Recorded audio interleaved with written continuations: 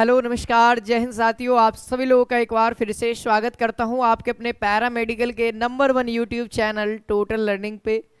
तो दोस्तों आज हम लोग फिजिक्स के मोस्ट इंपॉर्टेंट क्वेश्चंस को करने वाले हैं जो आपके एग्जामिनेशन के पॉइंट ऑफ व्यू से बहुत बहुत ज़्यादा इंपॉर्टेंट है।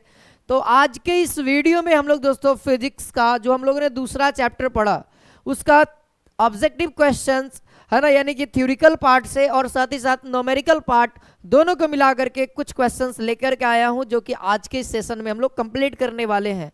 तो एक बार सभी स्टूडेंट्स इस वीडियो को दबा के लाइक और दबा के शेयर कर देंगे। अगर चैनल पे नए हैं तो चैनल को सब्सक्राइब कर लेंगे, क्योंकि आपको इसी तरीके से हर एक सब्जेक्ट का पैरामेडिकल के लिए जो इंपॉर्टेंट है उसकी तैयारी हमारे यूट्यूब चैनल पे भी होती है। और प्रत्येक यूट्यूब के क्लास का पीडीएफ दोस्तों आपको हमारे है ना टेलीग्राम चैनल टोटल लर्निंग पे यहाँ पे मेंशन किया जाता है। तो अगर आप लोग प्रत्येक क्लास का पीडीएफ, चाहे वह थ्योरी का क्लास हो चाहे वो ऑब्जेक्टिव का क्लास हो, यूट्यूब पे जितना भी क्लास होता है उसका पीडीएफ अगर आप लेना चाहते हैं तो आप हमारे टेलीग्राम चैनल से जुड़ जाइए, आपको वहाँ पे आपको पीडीएफ मिल जाएगा। टेलीग्राम पे जुड़ने के लिए आप डिस्क्रिप्शन में लिंक है उसके थ्रू भी जुड़ सकते हैं, या फिर आप टेलीग्राम पे डायरेक्ट टोटल लर्निंग सर्च करेंगे तो वहाँ पे भी आपको यहाँ पे चैनल निकल के आ जाएगा और वहाँ पे भी आपको हर एक चीज़ का अपडेट दे दिया जाता है, चाहे फॉर्म से रिगार्डिंग हो, चाहे काउंसलिंग से रिगार्डिंग हो, चाहे आपके रिजल्ट से रिगार्डिंग हो।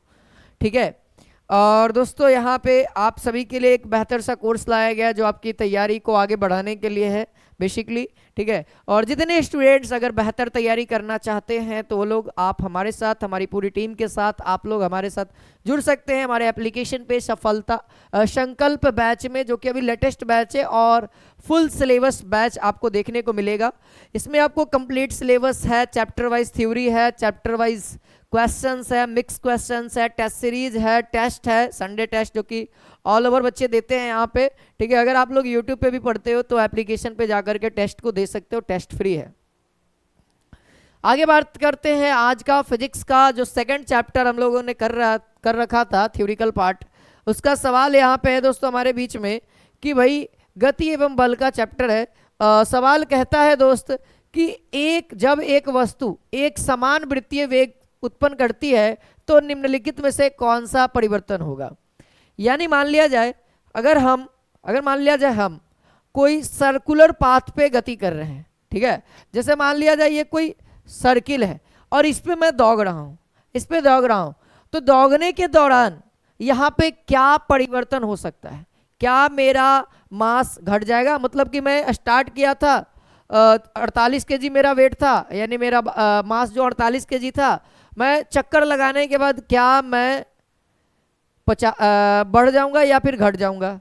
यानी मैं 50 का हो जाऊंगा या फिर 40 का हो जाऊंगा? ऐसा तो कुछ भी नहीं है, कोई फर्क नहीं पड़ने वाला है, वो बहुत कम का अंतर पड़ता है एनर्जी के कारण। ठीक है। अगला दोस्तों समवेग को आप लोग जानते होंगे, द्रव्यमान गुने वेग। अभी एक बात ध्यान रखना, द्रव्यमान तो चेंज होगा नहीं सर। अब बचा वेग पे बात आती है, तो वेग पे अगर बात आती है तो वेग में एक लाइन लिखा हुआ है इस लाइन में कि एक समरूप वृत्तीय वेग। यानी एक समरूप कहने का मतलब जब भी आप दौड़ रहे हो तो 10 किलोमीटर पर आवर के स्पीड से दौड़ रहे हो या फिर 50 किलोमीटर पर आवर, यानी दौड़ रहे हो। अगर यहाँ पे आपका स्पीड, आपका वेलोसिटी 10 किलोमीटर पर आवर है, ठीक है, तो आप यहां तक दौड़ करके पहुंचोगे तो यहाँ पे भी आपका 10 ही होगा। ये क्वेश्चन ही कह रखा है ना, क्वेश्चन ही कह रहा था। तो यहाँ से तो वेग यानी चाल का बदलने का तो कोई चांस ही नहीं है। ओके। गति भी वही है, बदलेगा क्या? तो दिशा दोस्त। मतलब कि अभी हम लोग मान लिया जाए अभी मैं यहाँ पे हूँ तो मैं किस डायरेक्शन में दौड़ रहा हूँ? देखा जाए तो पूरब दिशा में, लेकिन मैं दौड़ करके यहाँ किधर आ गया? पश्चिम दिशा में आ गया। यानी डायरेक्शन चेंज हुआ दोस्त, डायरेक्शन चेंज हुआ। सर्कुलर पाथ पे हमेशा डायरेक्शन चेंज होता है, इस बात को ध्यान रखिएगा। ठीक है। आगे बढ़ा जाए।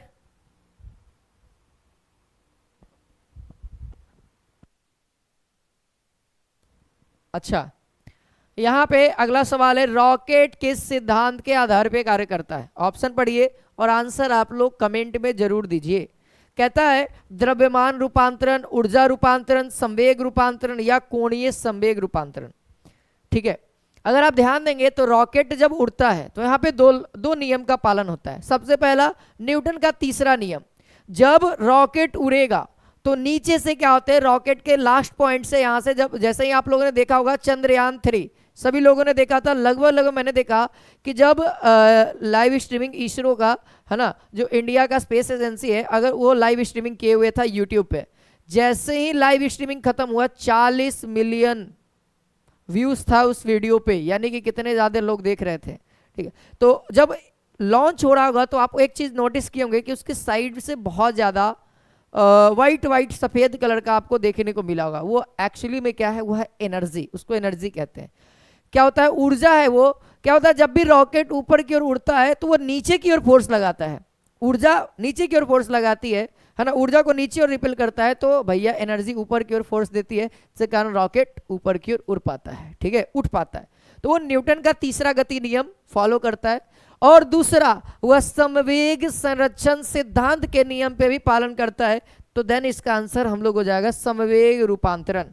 ठीक है, समवेग संरक्षण के सिद्धांत पे कार्य करता है। ये दो सिद्धांत है, आप लोग नोट डाउन कर लेना, एग्जामिनेशन में अगर आएगा सवाल तो देख लीजिएगा। अगला सवाल है दोस्तों कि 4 किलो द्रव्यमान का एक वस्तु और 3.6 मीटर पर सेकेंड स्क्वायर के त्वरण पे कितना बल प्रदान करेगी, कितना बल प्रदान करेगी। देखो, आप लोग बल बराबर एक व्यंजक सीखे होंगे, बल बराबर एक व्यंजक सीखे होंगे, जिसका फॉर्मूला आप लोगों को न्यूटन का सेकंड लॉ में आपको बताया गया होगा। न्यूटन का पहला नियम बल और जड़त्व की परिभाषा देता है, दूसरा नियम बल का व्यंजक देता है, तीसरा नियम भाई अलग है ना, तीसरा नियम अलग है। तो देन यहाँ पे जो आंसर होगा दोस्तों क्या होगा, F बराबर m इंटू ए व्यंजक होता है, मास तो हम लोग को पता है ना 4, और 3.6 पॉइंट हटाओगे नीचे 10 दो, बस गुना कर दो 144/10, यानी कि एक अंक के बाद पॉइंट बढ़ जाएगा, और ये हमारा न्यूटन में आंसर होगा। अब आप लोग देख लो ऑप्शन नंबर ए 14.4 न्यूटन इसका आंसर होगा। ये सब बहुत इजी किस्म के सवाल है। ठीक है, इजी किस्म के सवाल इसको कहते हैं। चलिए अगला सवाल है, सामान्य दूध के मंथन से क्रीम किस प्रकार अलग हो जाता है। आप लोग देखे होंगे, शायद बहुत सारे लोगों ने देखा होगा, आमतौर पे हर लोग देखे हैं भैया कि दूध से क्रीम कैसे निकलता है, या फिर मक्खन के बारे में सुने होंगे, या फिर कृष्णा है ना, कृष्णा के बारे में तो जरूर ही सुने होंगे कार्टून्स में, या फिर यूट्यूब पे बहुत सारी वीडियोस, जन्माष्टमी भी आया था हाल ही फिलहाल में, तो उस समय भी आप लोगों ने देखे होंगे।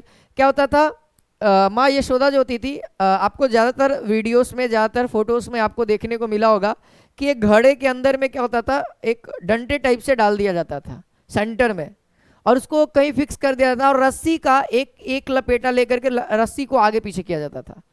तो उससे क्या होता था कि दूध जो है दोस्तों, सेंटर पे फोर्स लग रहा है, सेंटर से घुमाया जा रहा है, उससे क्या होता है, दूध के चारों तरफ जितने भी मक्खन है, मलाई है दूध से, वो निकल करके छला करके साइड में निकल जाते हैं। वहां पे कौन सा बल लगा है ना, आपको पता है, केंद्रापसारी बल है ना, या केंद्राभिसारी इसको कहते हैं,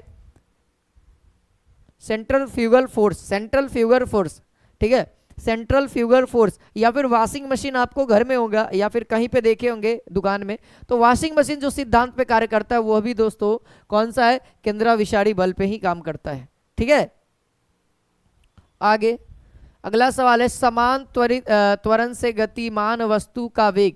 देखो, अगर समान यानी 5 मीटर पर सेकेंड अगर फिक्स कर दिया जाए दोस्त, अगर इसको हम फिक्स कर देते हैं, अगर कोई साइकिल चला रहा है, वह 10 किलोमीटर पर घंटा के स्पीड से अगर साइकिल चला रहा है, उसका एक्सेलरेशन अगर हम 5 मीटर पर सेकेंड स्क्वायर फिक्स कर दें, यानी कि हर 1 सेकेंड में 5 मीटर उसका बढ़ेगा।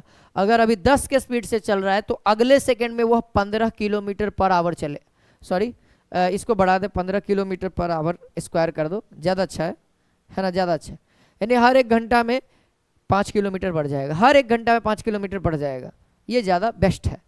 ठीक है, तो यानी कि दोस्तों अगर त्वरण को फिक्स किया गया है तो भैया स्पीड बढ़ेगा, स्पीड बढ़ेगा, स्पीड बढ़ेगा, यानी बढ़ जाता है ऑप्शन नंबर बी। ऐसे समझो, ऐसे समझो, अगर एक्सीलरेटर को आप ज़्यादा इंक्रीज करोगे, एक कांस्टेंट पे ले जाओ, तो देखना जब आप एक्सीलरेटर को फुल कर देना और गाड़ी चलाना, देखना गाड़ी इसका स्पीड हमेशा बढ़ता रहेगा, हमेशा बढ़ता रहेगा, क्योंकि एक्सीलरेटर एक्सीलरेशन आप दे रहे हैं। एक्सीलरेशन एक फिक्स कर दीजिए कि एक्सीलरेशन का मतलब ये है कि वेग को बढ़ाना, एक्सीलरेशन का मतलब ये वेग को बढ़ाना। अगर 5 फिक्स कर दिए तो वो 5 हर एक सेकंड में 5 मीटर बढ़ेगा, हर एक सेकंड में। अगला सवाल है, गुरुत्व के अधीन मुक्त रूप से गिरती हुई वस्तु का एक समान होता है। जब आप किसी पत्थर को 10 तल्ले पर से गिराओगे तो जब वो गिरेगा उस समय वह मुक्त अवस्था में होगा, ना ही उस पर कोई बल लगा एक्सटर्नल, बस आराम से ऐसे करके छोड़ देना है। तो क्या हो गया, मुक्त अवस्था, जहां पे ना किसी बल का चिंता है, केवल और केवल एक ही बल लगेगा वहां पे, वह है गुरुत्व बल, और वह पृथ्वी के द्वारा लगाया जाने वाला बल, जिसको हम लोग भार कहते हैं। उसका फॉर्मूला आता है mg, भार बराबर क्या होता है, mg। ठीक है, तो ये कह रहा है कि कौन सा समान होता है, यानी कौन सा कांस्टेंट होता है। तो भैया पत्थर पे लगने वाला जो त्वरण होता है, जो एक्सेलरेशन होता है, वह क्या होता है, समान होता है, यानी इक्वल होता है। यानी वहां पे त्वरण यानी g का वैल्यू, यानी g का वैल्यू जो 9.8 आप लोगों ने याद कर रखा है, ये इक्वल होता है। 10 तल्ला से अगर गिराया जाए तो वहां पे ध्यान रखना, हो सकता है कि एक्सेलरेशन ज़्यादा हो कम हो, लेकिन ध्यान रखना 5 तल्ला पे आने के बाद भी उस पर उतना ही त्वरण लगेगा जितना वह 1 तल्ला पे पहुंचने के बाद उसका एक्सेलरेशन होगा। ठीक है, 1 तल्ले पे भी उस पत्थर पे जो एक्सेलरेशन लगेगा वह 9.8 मीटर पर सेकेंड होगा, चाहे वह 6 तल्ला पे बात करो तब भी वहां पे 9.8 मीटर पर सेकेंड स्क्वायर से ही वह नीचे जा रहा होगा। आगे बात करते हैं, अगला सवाल है कि किसी पिंड पर समरूप बल, ठीक है, समरूप बल लगने पर कौन सी निम्नलिखित राशि स्थिर रहती है। अब ध्यान रखिएगा, बल में तो एक ही व्यंजक होता है और वह है दोस्तों त्वरण, ma। तो कौन स्थिर रहेगा, तो कौन स्थिर रहेगा, जब समरूप बल लगेगा, यानी कि बल समरूप है, यानी कि सर त्वरण भी समरूप हो जाएगा, त्वरण भी स्थिर रहेगा, बराबर रहेगा।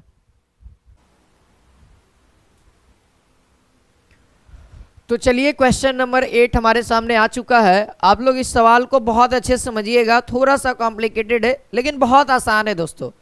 यहाँ पे सवाल पढ़ते हैं, उसके बाद हम लोग इसको समझने का प्रयास करते हैं।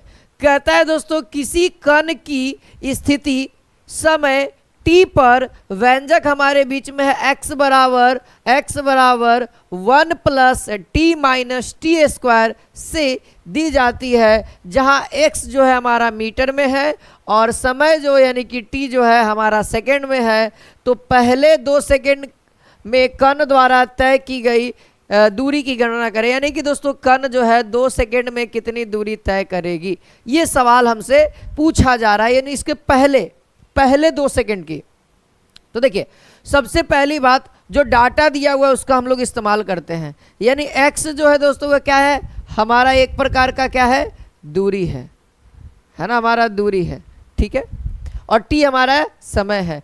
तो आप लोगों ने फॉर्मूला पढ़ा होगा कि जब हम लोग, है ना, जब हम लोग दोस्तों दूरी को टाइम के रिस्पेक्ट में डिफरेंशिएट करते हैं तो हमारा क्या आता है, वेलोसिटी आता है। आप लोग को पढ़ना है, यानी दोस्तों वेलोसिटी बराबर हम लोग जानते थे विस्थापन बटा में समय, मैंने पढ़ा रखा है विस्थापन बटा में समय।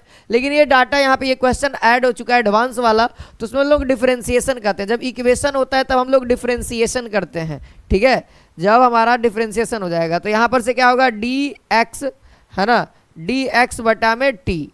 तो बताओ यहाँ से क्या हो जाएगा दोस्तों, यहाँ पर से v का वैल्यू क्या हो जाएगा, 1 माइनस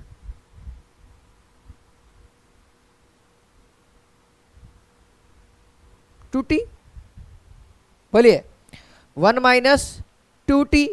अब भैया ये तो हमारे बीच में आ गया v का वैल्यू। अब v का भी डिफरेंशिएट करके t के रिस्पेक्ट में हम लोग a निकाल सकते हैं, यानी एक्सेलरेशन निकाल सकते हैं। यानी कि दोस्तों त्वरण बराबर आप लोगों ने पढ़ा होगा वेग बटा में समय। तो वेग बटा में समय, तो यहां से a का वैल्यू क्या आ जाएगा, dv अपॉन dt। तो जब हम लोग इसको अब किसके रिस्पेक्ट में करेंगे डिफरेंशिएट, अब t के रिस्पेक्ट में, तो कितना आ जाएगा, माइनस में ही रहेगा 2। ये सूचित कर रहा है दोस्तों कि वस्तु अब पीछे की ओर गति करेगी, यानी एक्सीलरेशन अब उल्टा लगेगा, यानी अब गाड़ी रुकने वाला है। अगर एक्सीलरेशन -2 में लगते रहे तो गाड़ी पीछे भी जाएगा। ठीक है, तो इस तरीके का यहाँ पे पार्टिकल्स मोशन कर रहा है। तो एक्चुअली में अब हम लोग कहेंगे दोस्तों, अगर वेलोसिटी हमारा 0 हो, अगर वेलोसिटी, अगर मैं कहूँ कि वेलोसिटी रुक गया, यानी दोस्तों v बराबर 0 हो गया, तब आप मुझे बताना t कितना होगा। तब आप मुझे बता सकते हैं t कितना होगा। तो बताइए v बराबर 0 तो t बराबर हाफ।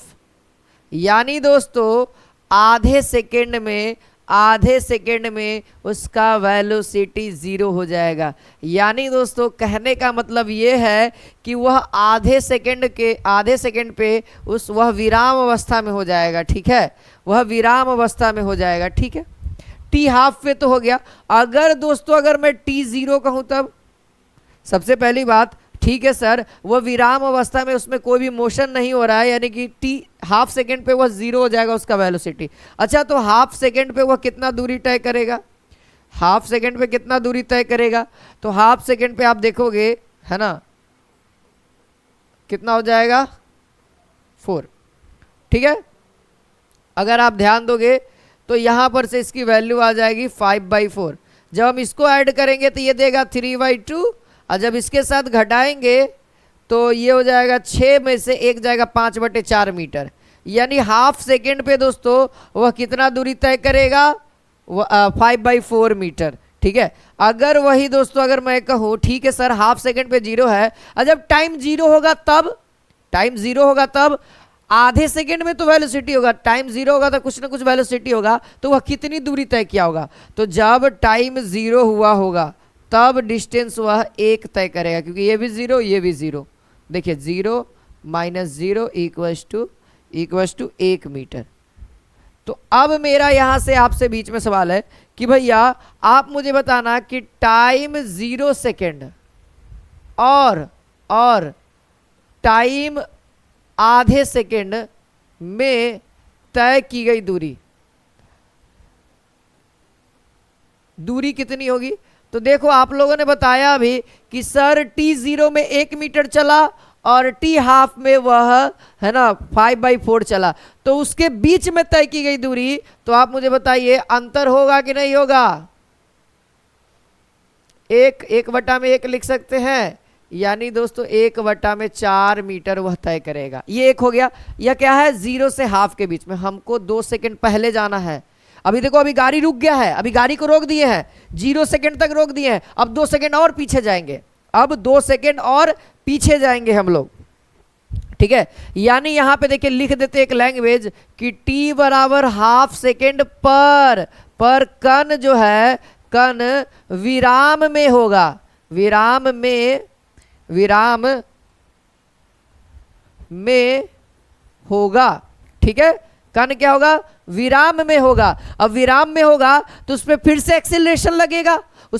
एक्सीलरेशन लगेगा, अब वह विराम से पीछे की ओर जाना स्टार्ट करेगा। कहाँ जाएगा? पीछे की ओर। अब दूरी जो मिलेगा हमको दोस्तों वह क्या मिलेगा? माइनस में मिलेगा। लेकिन भैया दूरी माइनस में नहीं होती है, माइनस केवल ये बता रहा है कि अब गाड़ी आगे नहीं पीछे जा रहा है। तो अब बताओ, अब हम लोग दोस्तों क्या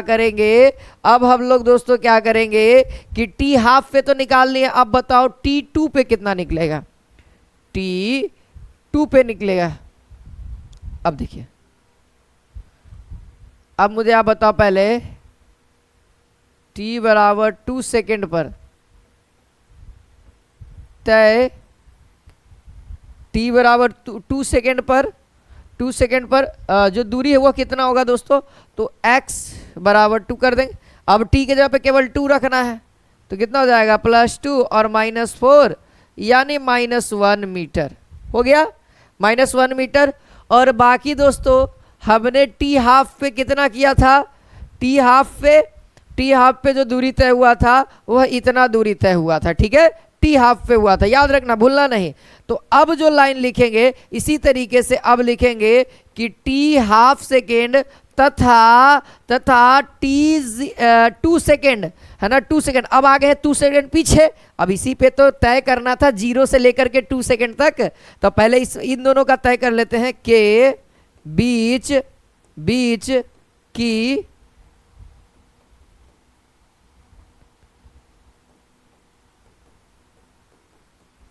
दूरी कितनी होगी? तो दूरी के लिए है ना आप लोगों का अंतर था, यानी टी हाफ पे कितना है? 5/4 अंतर, और ये माइनस दूरी रहेगा। ठीक है, तो कितना हो जाएगा 5/4 + 1 यानी कहा जाए तो 9/4 मीटर दूरी तय करेगा। अब देखो यह हाफ से 2 सेकंड के लिए इतना दूरी तय किया, समझिए बात को, समझिए बात को, ये हाफ से 2 सेकंड, ये हाफ सेकंड से 2 सेकंड में इतना दूरी तय किया, 0 से हाफ सेकंड में दूरी तय कितना किया 1/4। लेकिन अगर आप सवाल पे आते हैं दोस्तों, कुछ देर सवाल के आते हैं, तो यहां पे सवाल कहा है कि पहले 2 सेकंड में, तो बताइए पहले 2 सेकंड में यानी कि कोई भी चीज 0 से स्टार्ट होगा, यानी 0 से 2 सेकंड में, तो 0 से हाफ इतना, और मैं कहूं कि आपके पॉकेट में 50 रुपया, इसमें इसमें 50 रुपया, टोटल कितना, तो 50 + 50 100। तो यहां से इतना का वैल्यू इतना, इतना से इतना का वैल्यू इतना, तो यहां से लेकर के यहां तक का दोनों को जोड़ दो, यानी कि कह सकते हैं 2 सेकंड में तय की गई दूरी कितनी, डायरेक्ट 2 सेकंड का नहीं निकलता क्योंकि गाड़ी पीछे जा रही थी, ठीक है, इसीलिए इसी तरीके से बनेगा। तो कितना हो जाएगा 9/4 + 1/4 यानी 10/4, ठीक है। अब 10/4 का मतलब, 10/4 का मतलब कहा जाए तो 5/2 है ना, और 5/2 का मतलब 2 दशमलव कुछ, 2.5। यहाँ पे आंसर ऑप्शन नंबर ए, ठीक है। डन रहा, डन रहा दोस्तों, उम्मीद है आप लोग को परफेक्ट बातें, इतना बातें तो आपको पता है। अब इसके बाद हम लोगों ने वेलोसिटी 0 किया, तो वेलोसिटी टी हाफ पे है ना, यानी आधे सेकंड पे 0 हो गया। जब आधे सेकंड पे 0 हुआ वेलोसिटी, तो आखिरकार ट्रेवल कितना किया, तो ट्रेवल 5/4 मीटर किया। अब भैया अब मैं कहूं कि 0 सेकंड पे कितना ट्रेवल करेगा, तो वह 1 मीटर ट्रेवल किया। तो 0 से हाफ तक आने में वह कितना दूरी ट्रेवल किया, 0 से हाफ तक में, तो उन दोनों के बीच का अंतर। फिर उसी तरीके से हमने क्या किया कि भैया हाफ पर हमने दूरी निकाल दी, हमको तो 2 सेकंड पहले तक जाना है, 2 सेकंड पहले तक जाना है, तो 2 सेकंड पहले के लिए हम लोग 2 सेकंड में वह कितना दूरी ट्रेवल करेगा, तो -1 मीटर, -1 मीटर मतलब पीछे 1 मीटर वह पीछे चला जाएगा, ठीक है, 1 मीटर वह पीछे चला जाएगा, ठीक है। तो अब दोस्तों टी हाफ से 2 सेकंड के बीच में कितनी दूरी, तो टी हाफ से 2 सेकंड के बीच की कितनी दूरी, तो उनका अंतर आ गया 9/4। ऑल ओवर बात करें 0 से 2 के बीच में, तो वहां से उतना दूर तक 1/4, और हाफ से 2 तक 9/4, तो ऑल ओवर जोड़ देंगे तो 10/4 यानी 5/2 और 2.5, इसका 2.5 मीटर यहाँ पे पूरा चला, 2.5 मीटर दूरी तय किया। चलिए अब अगला सवाल है कि किसी नियत प्रेक्षण वेग के लिए पिंड का परास अधिकतम तब होता है जब उसे प्रक्षेपित किया जाता है, कब। देखिए दोस्तों, ये आपका प्लेन मोशन का सवाल है, प्रोजेक्टाइल मोशन का सवाल है ना। जब आप किसी वस्तु को अत्यधिक दूरी तक फेंकना चाहते हैं, नीरज चोपड़ा को जानते हैं ना, बहुत दूर तक भाला फेंका है, दोबारा गोल्ड मेडल लाया, ठीक है, अब वो लगातार लाते ही रहेगा, ठीक है, क्योंकि दोस्तों वहां पे उसका एंगल कितना होना चाहिए, अगर आप एंगल 45 डिग्री रखते हैं तो आपका सबसे ज़्यादा दूरी जाएगा, और दूसरा आप सबसे ज़्यादा तेज फेंकिएगा अपने बाजुओं की दम से, तब सबसे ज़्यादा दूर जाएगा। 2 चीज़ पे डिपेंड करता है, पहला आपके वेलोसिटी पे, आप जिस चीज़ को फेंक रहे हो उस वस्तु का कितना वेलोसिटी अगर मैक्सिमम रहा औरों से तो मैक्सिमम दूरी जाएगा, और दूसरा एंगल अगर 45 रहा तो सबसे मैक्सिमम जाएगा, ठीक है। चलिए, निम्नलिखित में से अदिश राशि कौन सा है, विस्थापन, विद्युत क्षेत्र, रेखीय वेग या फिर वाट। शक्ति हमारा एक क्या है दोस्तों, अदिश राशि है, सबको पता है। ऑप्शन नंबर डी वाले स्टूडेंट्स का यहां पे सही है sir, D is the correct answer. चलिए अगला है, निम्नलिखित में से सदिश राशि कौन सी है, जल्दी से फटाफट आंसर बताइए, और दबा के लाइक, दबा के शेयर करिए आप सभी लोग, है ना। लाइक और शेयर में कंजूसी नहीं होना चाहिए दोस्तों, लाइक और शेयर जबरदस्त होना चाहिए, ठीक है। सदिश आपको याद है विषुवत बल मैंने टेक्निक बताया था, 90 और 80% दोस्तों वह वाला जितना होता है सब के सब सदिश राशि होता है। तो आप मुझे बताइए यहां पे दोस्तों पृष्ठ तनाव, यहां पे दोस्तों क्या है, एक सदिश राशि है, ठीक है। बाकी हमारा सब क्या है, अदिश राशि है। उस कार्य को चाबी दो, उस कार्य को चाबी दो। कोणीय संवेग आपको पता होना चाहिए, कोणीय संवेग, कोणीय संवेग एक दोस्तों ध्रुवीय सदिश है। कैसा है? एक ध्रुवीय सदिश है। अगला अगला है दोस्तों क्वेश्चन, देखिए बताइए इसका वेक्टर। आप लोगों ने थोड़ा बहुत पढ़ना होगा दोस्त। देखो शुरुआत आपको करना होगा, थोड़ा बहुत तो वेक्टर का नॉलेज रखना होगा। डॉट प्रोडक्ट है ना, क्रॉस प्रोडक्ट यानी अदिश गुणनफल, सदिश गुणनफल। देखो दोस्तों मैं बता देता हूं, देखो ये देखो इसको हम लोग डॉट लगा देते हैं, ये वेक्टर है तो इसको हम लोग अदिश गुणनफल कहते हैं और इसका वैल्यू क्या होता है? ए बी कॉस थीटा होता है। ए बी कॉस थीटा होता है। जब हम दोस्तों क्रॉस प्रोडक्ट किसको कहेंगे? यानी कि क्रॉस प्रोडक्ट ही इंग्लिश में भी कहते हैं ना, सदिश गुणनफल।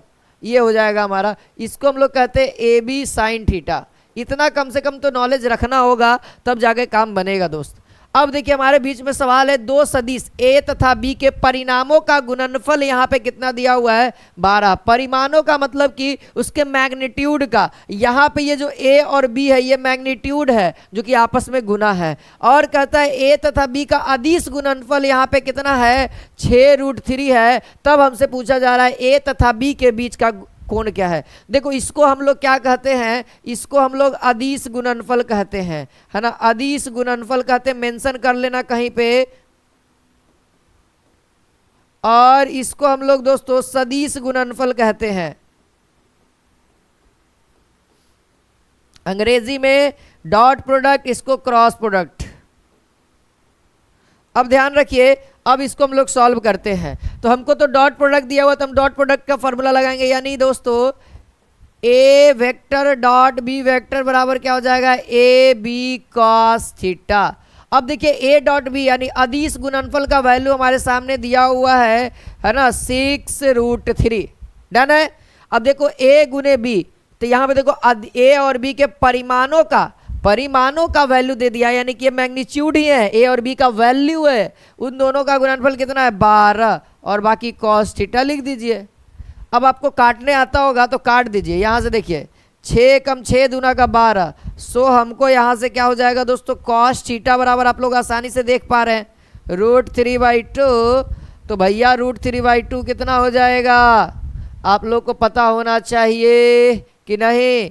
कॉस 30 डिग्री, है ना। तो यहां पर से कॉस खत्म, 30 डिग्री यहां से आंसर। अब बहुत सारे बच्चों को ये एंगल में दिक्कत हो जाती है, ठीक है।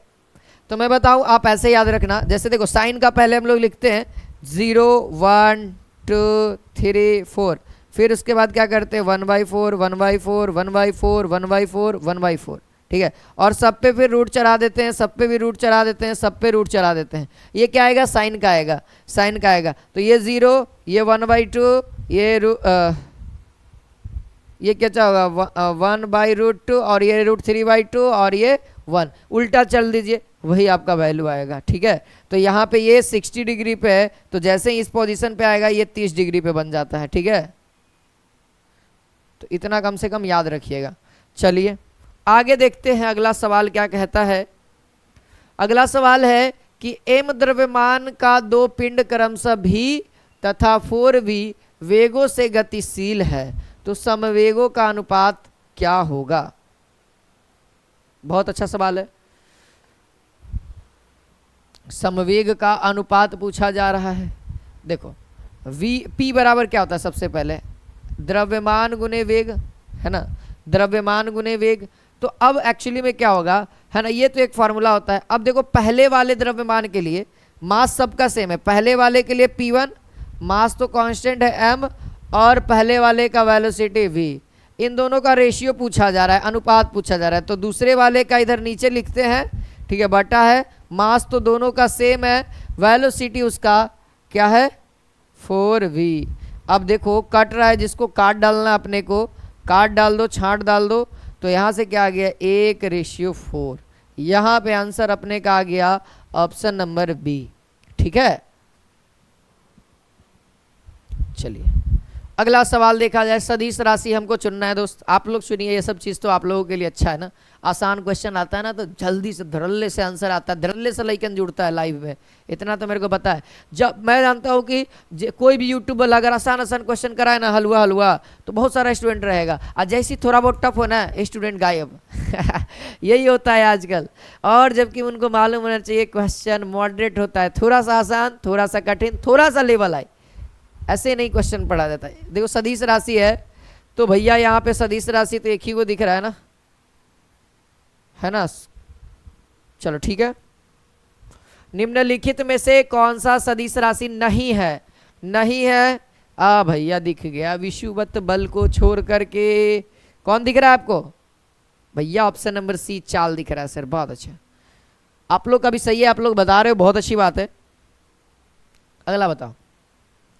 देखो भाई सवाल है कि चलती बस में अचानक ब्रेक लगने पर आगे की ओर गिरते हैं, इसके कारण का प्रतिपादन किया है। मतलब देखते होंगे बस में बैठे हुए हैं, बस में बैठे बैठे क्या होता है, अचानक आप ब्रेक लगता है, आगे की ओर झुकते हैं, एक्सीलरेटर एक बार दबाता है, पीछे की ओर झुकते हैं। ऐसा क्यों होता है, सोचिए आप।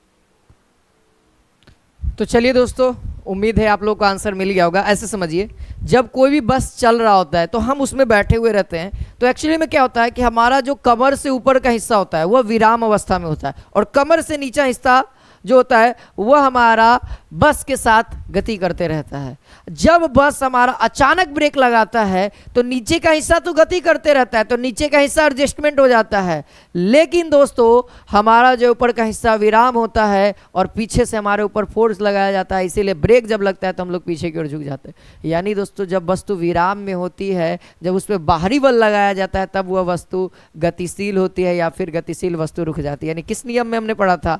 गति का प्रथम नियम में। तो ये हमारा यहां से इसका करेक्ट आंसर होगा। ठीक है भाई। अगला सवाल, अगला सवाल आप सभी के बीच में है।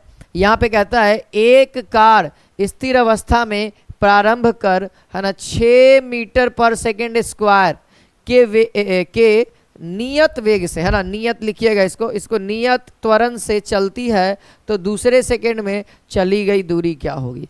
यानी दोस्तों अब हमसे दूरी पूछा जा रहा है। यहां पे समझिए, ये कहता है कार प्रारंभ अवस्था से, इसका लिखने का मतलब होता है कार जो है रुकी हुई अवस्था से चल रहा है, यानी शुरुआत में उसकी जो वेलोसिटी थी वह 0 थी।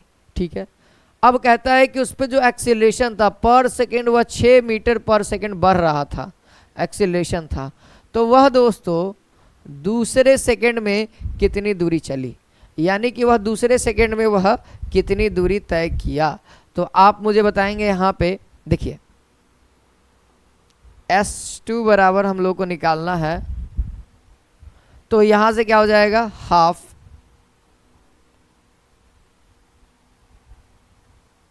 AT², हाफ AT² कर दीजिए। देखो U इंटू टी क्या होगा, एक्चुअली में U 0 है तो इसको पूरा 0 बना देगा। ठीक है, U 0 है तो इसको पूरा 0 बना देगा, इसको लिखने का कोई मतलब नहीं है अपने पास। ठीक है, तो डायरेक्ट हम लोग लिखते हैं यहाँ से हाफ, है ना, 6 कितना है 4, क्योंकि 2 का स्क्वायर 4 हो जाएगा, यहाँ से 3, यानी दूसरे सेकंड में वह 12 मीटर दूरी तय करेगा। कितना मीटर दूरी तय करेगा? 12 मीटर दूरी तय करेगा। ठीक है, चलिए आगे बढ़ते हैं। अगला सवाल है कि कोई जलयान 56 किलोमीटर पर आवर की चाल से चल रहा है, 1 सेकेंड के पश्चात उसकी चाल इतना हो जाता है, तब उसका त्वरण ज्ञात करिए, एक्सीलरेशन ज्ञात करना है। बहुत अच्छा सवाल है। सबसे पहला स्टेप तो आपको काम क्या करना है कि सबको मीटर पर सेकेंड में करना है, क्योंकि आप ऑप्शन अगर ध्यान देंगे तो आपका सारा का सारा मीटर पर सेकेंड में है। तो भैया आप लोगों की भी जिम्मेदारी है ना कि आप लोग भी बनाओ अच्छा से।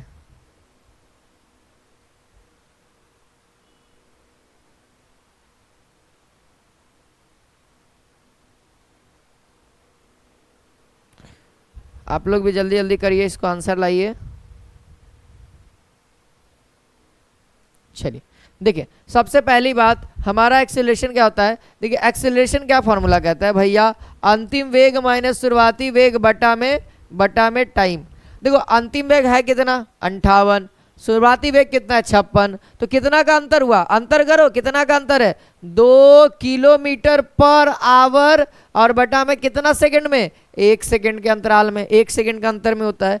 तो देखो ये 2 है, तो एक्चुअली में ये किलोमीटर पर घंटा में नहीं चाहिए, पर घंटा स्क्वायर हो जाएगा। ठीक है, अभी ये तो ऊपर वाला है, ये सेकंड रहेगा। ठीक है, तो ये क्या है मीटर पर सेकंड में, तो इसको मीटर पर सेकंड में गुना करने के लिए हमको 5/18 से करना होगा। अब ये हो गया क्या, मीटर पर सेकंड स्क्वायर हो गया। ठीक है, अब ये क्या हो गया, स्क्वायर हो गया। अब इसको केवल सॉल्व कर दीजिए 9 टाइम्स और ये 1 टाइम्स, तो 5/9 का मतलब हो गया 0 पॉइंट, तो 50 हो गया। 9 पच्चे 45, क्योंकि इनमें से कोई नहीं है तो एक बार और करना पड़ेगा।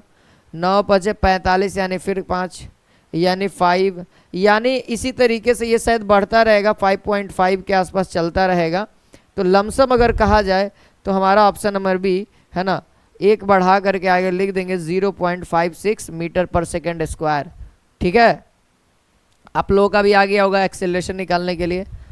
अगला सवाल देखिए, एक रेसिंग कार का एक समान त्वरण से है ना 4 मीटर पर सेकेंड है, गति प्रारंभ करने के 10 सेकेंड बाद वह कितनी दूरी तय करेगी। बहुत अच्छा है, गति प्रारंभ कर रहा है दोस्त, u का वैल्यू 0, t यानी 10 सेकेंड बाद, a का वैल्यू 4 मीटर पर सेकेंड स्क्वायर। आराम से निकाल सकते हैं, जल्दी से निकाल के मुझे बता दीजिए। s बराबर फार्मूला याद होना चाहिए, गति का समीकरण u into T plus half A T square, half A T square.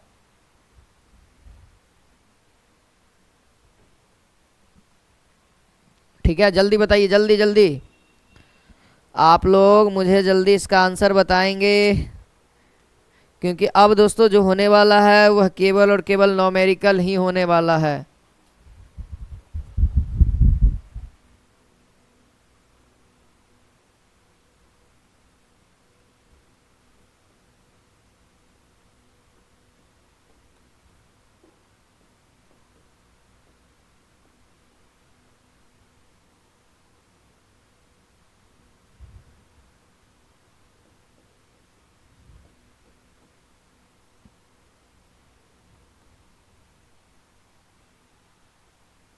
देखो दोस्तों, इस सवाल में एक और तरीके से ये सवाल सॉल्व हो सकता है।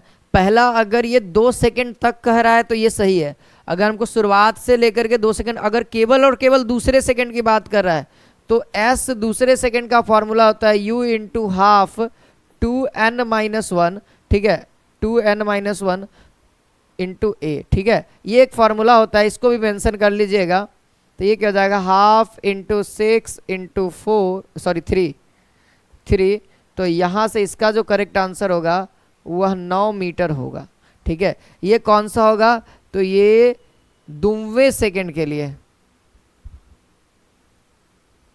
सेकंड में तय की गई दूरी। अगर एग्जैक्ट 1 सेकंड चला, 1 सेकंड के बाद अगला 2 सेकंड चला, देखो यहाँ से पहले 3 पॉइंट में चला गाड़ी जो है, अगर आप ध्यान दोगे तो गाड़ी जो है दोस्तों ये 1 सेकंड में इतना दूरी तय किया मान लिया जाए, और ये अगले 1 सेकंड के बाद ये इतना दूरी किया, ये दूसरे सेकंड में, तो ये डिस्टेंस कितना होगा 9।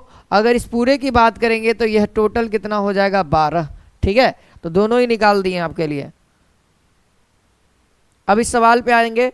इस सवाल पे आप लोगों ने तो बना ही दिया होगा, अब तक तो रगड़ दिया होगा। ये तो वैल्यू 0 हो जाएगा क्योंकि u का वैल्यू 0 है, तो हमको तो केवल हाफ ए टी का वैल्यू चाहिए। 4 गुने टी का वैल्यू कितना हो जाएगा 100, तो यहाँ से कितना हो जाएगा 200 मीटर चलेगा। कितना मीटर चलेगा, 200 मीटर चलेगा। अगला देखिए, कहता है कोई बस विरामावस्था से चलना प्रारंभ करती है तथा 2 मिनट तक इतना के एक समान त्वरण है ना त्वरण से चलती है, तो चाल एवं तय की गई दूरी ज्ञात करें। बहुत अच्छा सवाल है। 2 मिनट तक का पूछ रहा है, आप उसको 2 मिनट को सेकंड में कन्वर्ट कर दो, यानी 120 सेकंड के लिए, 120 सेकंड के लिए कितना ट्रेवल किया दूरी, और उसका चाल क्या था, वेलोसिटी क्या था। भी का वैल्यू भी पूछा जा रहा है, दोनों पूछा जा रहा है।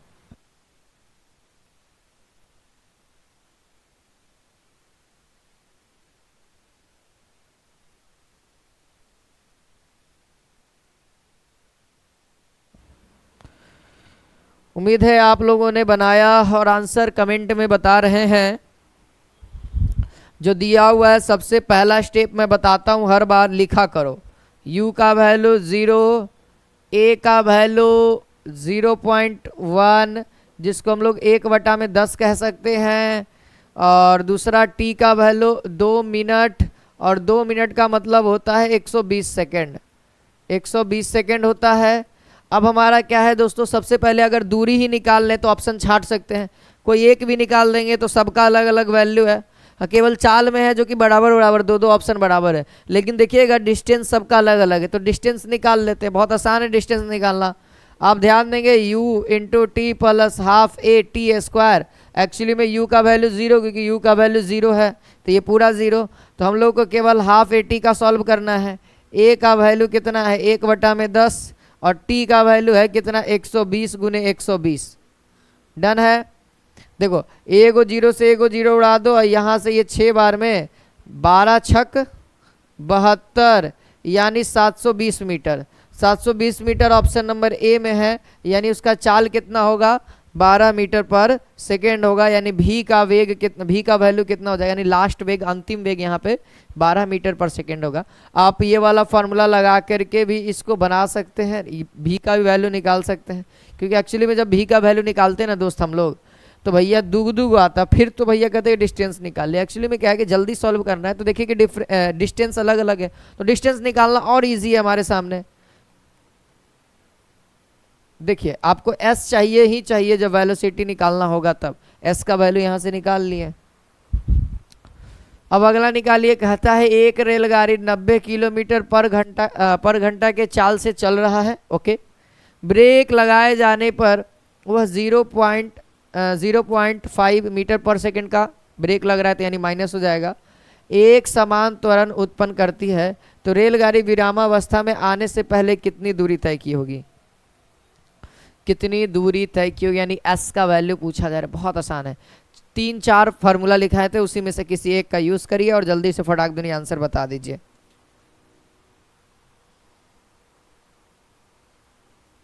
अब तक तो मुझे उम्मीद था कि सभी बच्चों ने आंसर बता देते हैं।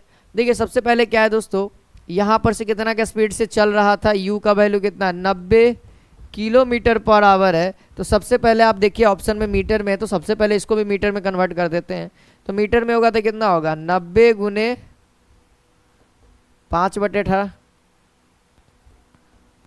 यानी कि 25 मीटर पर सेकेंड आ गया। ए का वैल्यू कितना हो जाएगा, हाफ होगा ना, जब इसको डेसिमल हटाइएगा तो ये कितना आ जाएगा, हाफ आ जाएगा, वो भी माइनस के साथ आएगा, मीटर पर सेकेंड स्क्वायर।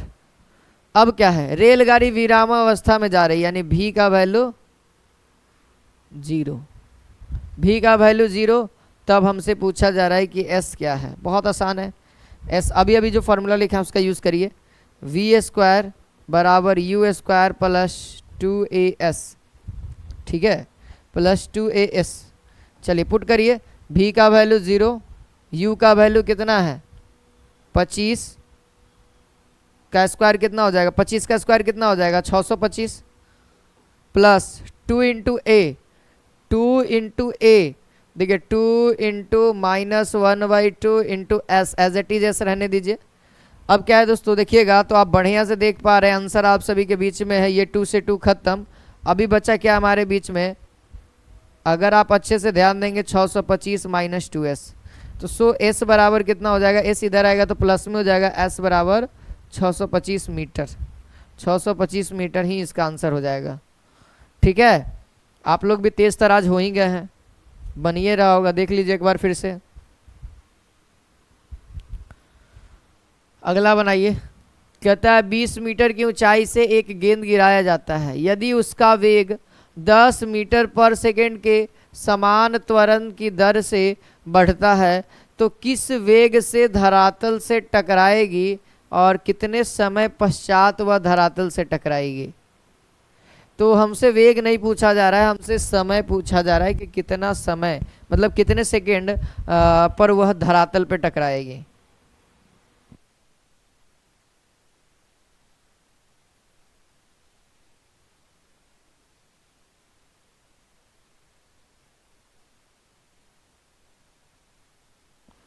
देखिए, समय चाहिए तो सबसे पहले कितनी दूरी ट्रेवल किया ये तो मालूम होना चाहिए हम लोग को।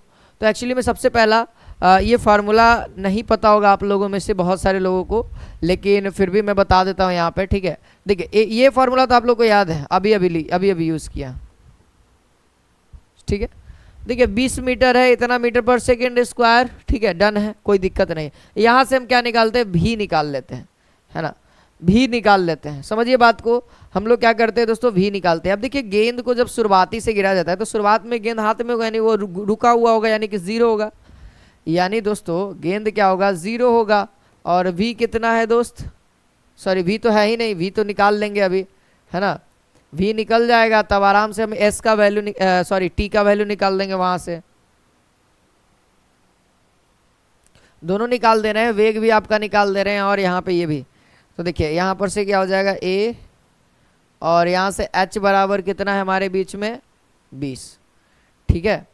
तो यहाँ से अगर समय भी ऑप्शन से निकल जाएगा, समय भी यहाँ से निकल सकता है, एस बराबर जो फार्मूला है, एस के जगह पे देखिए हम लोग एस के जगह पे दूरी कहते थे, आज ऊंचाई कह देंगे। एस के जगह पे हम लोग दूरी कहते थे, आज ऊंचाई कह देंगे, ठीक है, आज ऊंचाई कह देंगे, ठीक है। तो यहाँ से देखिए पहला क्वेश्चन को हम सॉल्व कर देते हैं, u into T plus half A T square. तो यहाँ पर से s का वैल्यू कितना है, s मतलब 20, s मतलब 20, ठीक है। ये तो 0 हो जाएगा प्लस हाफ, a का वैल्यू पता है 10, देखिए a का वैल्यू दे रखा है ना, और ये 0 है तो इसीलिए पूरा 0, और t तो हमको निकालना ही है, t हमको निकालना ही है, तो इसीलिए t को t रहने दो। अब देखो ये कितना हो जाएगा 5, यानी अगर आगे बढ़े थोड़ा सा इधर देखिए तो 20 बराबर कितना हो जाएगा 5 टी स्क्वायर, यानी ये कितना होगा 4, यानी दोस्तों टी स्क्वायर बराबर 4, यानी टी बराबर कितना हो जाएगा 2 सेकेंड, यानी वह 2 सेकेंड पहले वह धरातल में टकरा जाएगा, 2 सेकेंड पहले वह धरातल में टकरा जाएगा। कितने समय पश्चात वह धरातल से टकराएगी, तो 2 सेकेंड पश्चात। अब देखिए अब वेग, अब इस वाले को निकालते हैं। ये तो हम लोगों ने निकाल दिया कितने समय निकाल दिया, वेग निकाल देते हैं। वेग हम लोगों का इस फार्मूला से निकलेगा, वेग हम लोगों को इस फार्मूले का यूज़ करना है। तो यहाँ पे v बताइए कितना है, भी पता नहीं है, भी तो निकालना है ना। तो u का वैल्यू पता है ना 0, 2 का वैल्यू पता है ना, हाँ सर 2 का वैल्यू पता है, 2 का 2 है। a का वैल्यू पता है ना, हाँ सर 10 है। s का वैल्यू पता है ना, हाँ सर 20 है। बस आ गया 40, यानी कि 400 कितना हो जाएगा 20 मीटर पर सेकेंड, है ना, 20 मीटर पर सेकेंड, भी का वैल्यू 20 मीटर पर सेकेंड, 20 मीटर पर सेकेंड भी का वैल्यू आ गया। दोनों ही निकाल दिया, इधर से वेलोसिटी इधर से टाइम, आसानी से निकल गया। देखो दूरी ही हमारा यहाँ पे ऊंचाई हो जाता है। ग्रेविटी में क्या होता है, जब हम किसी वस्तु को गिराते हैं तो यहाँ पे एक्सेलरेशन क्या हो जाता है, जी का वैल्यू हो जाता है। जबकि एक्सेलरेशन दिया हुआ है, जी का वैल्यू ऐसे भी 10 लेते हैं या 9.8 लेते हैं, ठीक है। क्वेश्चन ही दे रखा है कि 10 मीटर पर सेकेंड वेग से वह नीचे बढ़ रहा है हमेशा, यानी ग्रेविटी लग रहा है। तो ए के जगह पे हम लोग जी का इस्तेमाल करते हैं। जब ग्रेविटेशन में पढ़ाऊंगा तब उस समय आपको मैं सिखाऊंगा सारा चीज़। अब कहता है कि एक कृत्रिम उपग्रह है जो कि इतना किलोमीटर की त्रिज्या है ना। जैसे ये होता है ना इतना किलोमीटर की त्रिज्या, ये इस पे क्या होता है, एक ग्रह जो है ना, इस पार्टिकुलर सन का, ये क्या है दोस्तों, सन है। सन मतलब कि सूरज, इसका जो रेडियस है यह कितना है, इतना किलोमीटर है। अब वो कक्षा में घूम रहा है, वह 24 घंटा में एक चक्कर लगाता है, वह 24 घंटा घूमता है तब जाकर के एक चक्कर लगाता है। तो कहता है कि चाल की परिकल्पना करें। चाल बराबर फॉर्मूला आप लोग पढ़े होंगे, स्पीड बराबर फॉर्मूला आप लोगों ने पढ़ा होगा, कुल दूरी बटा में समय, कुल दूरी बटा में समय। तो ये देखिए ये सर्किल है, तो यह एक चक्कर लगा रहा है, 24 घंटा लगा रहा है, ये तो समझ में आता है सर। 24 घंटा का मतलब 24 घंटा का मतलब कितना, 84 1600 शायद, है ना। अगर हम देखें 24 घंटा को सेकंड में बदल देंगे, ठीक है। लेकिन एक्चुअली में ये एक चक्कर लगा रहा है, तो ये चक्कर कितना लगा रहा है, कितना किलोमीटर चल रहा है, रेडियस हमको दे रखा है। तो आपको पता है ये क्या है, ये वृत्त का परिधि है। ये जो चक्कर, ये जितना दूरी घूमेगा ये वृत्त की परिधि होती है। तो ऊपर में दूरी के जगह पे हम लोग क्या रखेंगे, परिधि रखेंगे। क्या रखेंगे, परिधि रखेंगे। 2 × 22/7 गुने आर का वैल्यू कितना है, और ध्यान रखिए किलोमीटर में है, इसको मीटर में भी बदलना होगा, लेकिन हम लोग लास्ट में करेंगे, ठीक है। लास्ट में हम लोग सारा चीज़ कर लेंगे, ठीक है। अभी किलोमीटर पर घंटा में आंसर लाते हैं। अगर हम यहाँ से 24 से भाग देंगे तो ये हमारा घंटा है नीचे में, और ऊपर में क्या हो जाएगा, किलोमीटर हो जाएगा। तो हमको अभी कोई दिक्कत है नहीं, बुझा रहा है। लास्ट में जो वैल्यू आएगा उसको क्या कर देंगे दोस्तों, 5/18 से गुना कर देंगे, ठीक है। अब जो वैल्यू आया, या फिर यहीं पे भी गुना कर सकते हैं पूरे डाटा में। पहले आप इसको अच्छा से कर लो, 22/7 गुने, ठीक है, कितना है 42,50,024 गुने, इसमें आप क्या कर दो, 5/18 से गुना कर दो। अब केवल और केवल हम लोगों को काटना है, अब केवल काटना है, उसके बाद आंसर बताना है। यहाँ पे डेसिमल में कोई आंसर आ जाएगा। 6 सते 42 नहीं कटेगा 7 से। इसको देखो 12, ये कटेगा 11 यानी 6, ठीक है। 6 बार में 6 सते 42, इसको काटते कितना बार में, ये 3 बार में, ये कटेगा 2 1 1 2 5, ठीक है। 3 3 नहीं। अब हमको दोस्तों इसको केवल और केवल गुना करके हमको डेसिमल में बदल देना है। यहाँ देखिए 21 गुने 18, नीचे में क्या हो जाएगा 21 गुने 18, और ऊपर में कितना हो जाएगा। कैलकुलेशन थोड़ा सा हार्ड है ना, कैलकुलेशन थोड़ा सा हार्ड है, लेकिन अगर आप देखेंगे तो 55 गुने इतना आपको करना है बस, और कहीं को छूट नहीं रहा है, ठीक है। इतना आपको कैलकुलेशन करना है। आप देखिए कितना आता है, आप लोग मुझे बताइए। कोई एक अंक, केवल शुरुआत का एक अंक लाना है दोस्त, शुरुआत का एक बार भाग लगाना है, एक बार भाग लगाना है। अगर आप ध्यान देंगे तो नीचे में पहले गुना कर देता हूं, 18,